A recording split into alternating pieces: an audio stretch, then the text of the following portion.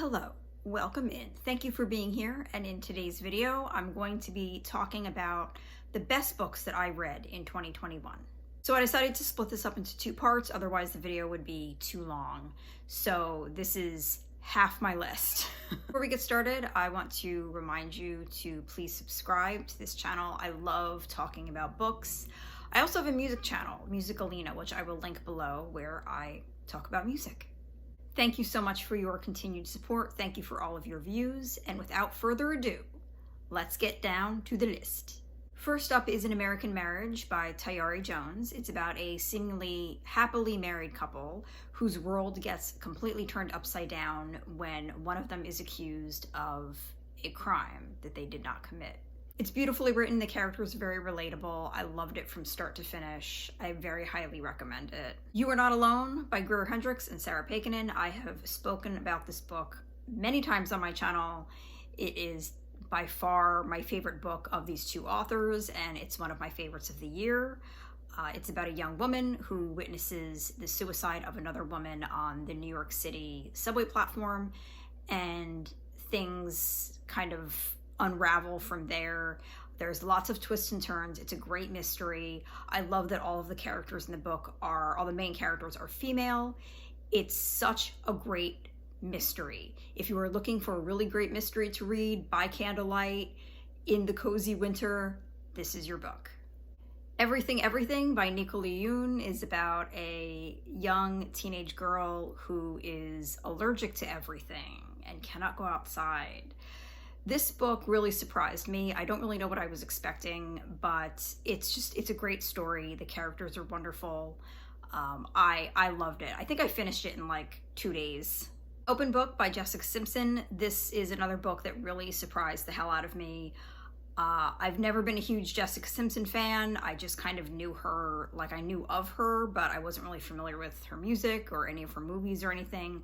But this book is really great. It's her memoir, and it starts off from when she was a child, and it goes through how she got famous and her marriage to Nick Lachey and her divorce from Nick Lachey and all of her relationships after and what she's doing in her life now. And it's funny, it's lively, and it just feels like you're kind of sitting down, like listening to a friend like tell you her deepest, darkest secrets. Such a Fun Age by Kylie Reed. I've mentioned this many times as well. This is an amazing book.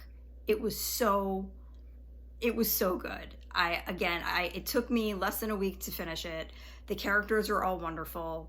And because it has to do with a young woman working as a nanny for this rich couple in Philadelphia, I could relate to that because I have worked for very rich people and could kind of understand the dynamic between this character and the people that she worked for. My Dark Vanessa by Kate Elizabeth Russell. This is definitely the heaviest, darkest, toughest book that I read this year.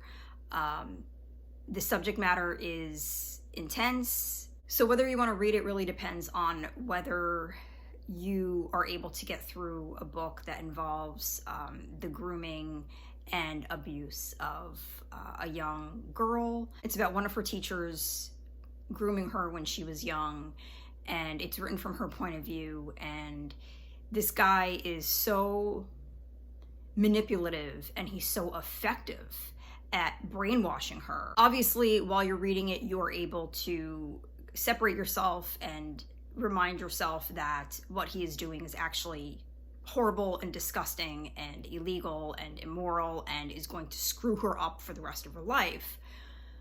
But he's a very good manipulator. So like I said, very tough to get through, but gorgeously written. I mean, it's a masterpiece. The Long Walk by Stephen King. I had not read a Stephen King book in many years. I read the majority of his books when I was like in my teens and early 20s. But I never picked up this one, and I finally did, and I really liked it. It was different from a lot of his other books. It's much smaller. You know, his books are like 3,000 pages long.